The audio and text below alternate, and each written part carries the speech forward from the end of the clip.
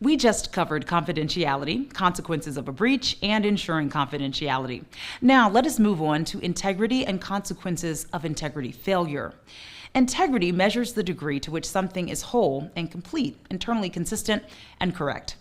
The concept of integrity applies to information or data, to systems and processes for business operations, to organizations, and of course, to people and their actions.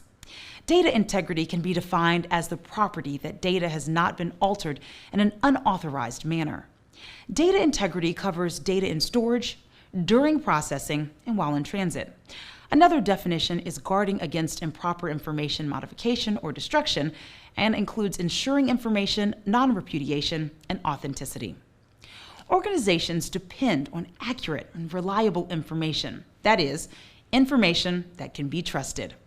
This requires the protection of the data in our systems and during processing to ensure that we protect the data from improper modification, errors, or loss of information whereby it is recorded, used, and maintained in a way that ensures its completeness. The information must be accurate, internally consistent, and useful for a stated purpose. The internal consistency of information refers to the principle of ensuring that information is correct on all related systems so that it is displayed and stored in the same way on all systems.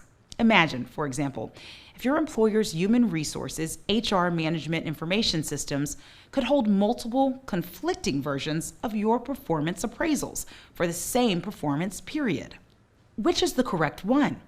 In a medical situation, if your doctor's clinical data systems could contain 3 different sets of blood type information about you, that could turn out to be literally a fatal error. Consistency as a part of data integrity requires that all instances of the data that describes the state or condition of a specific person, place, thing, or idea must all be identical in form, content, and meaning. If not, no one really knows which one is the truth. On the other hand, system integrity refers to the maintenance of a known good configuration and expected operational function as the system processes the information.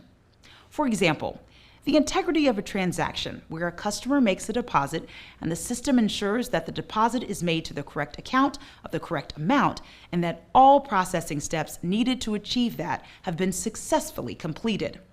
This example shows that maintaining data integrity requires additional steps to achieve systems integrity for all processes that use or modify that data.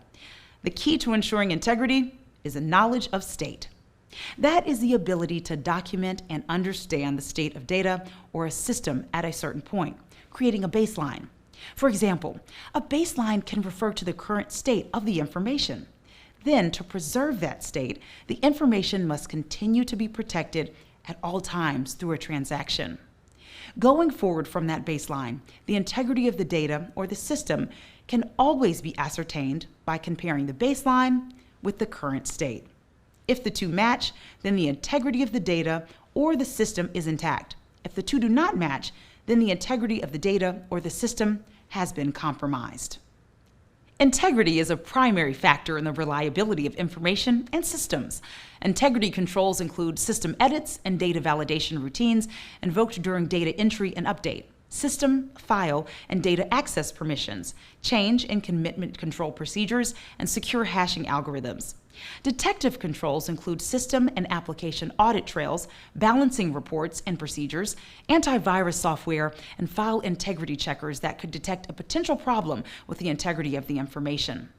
The need to safeguard information integrity and system integrity may be dictated by laws and regulations, such as the Sarbanes-Oxley or SOX Act of 2002, or Article 32 of the GDPR, which mandate the use of security controls to protect the integrity and confidentiality of information. More often, it is dictated by the organization's needs to access and use reliable, accurate information. Integrity controls such as digital signatures used to guarantee the authenticity of messages, documents, and transactions play an important role in non-repudiation. A sending or signing party cannot deny his or her action and verify receipt of messages.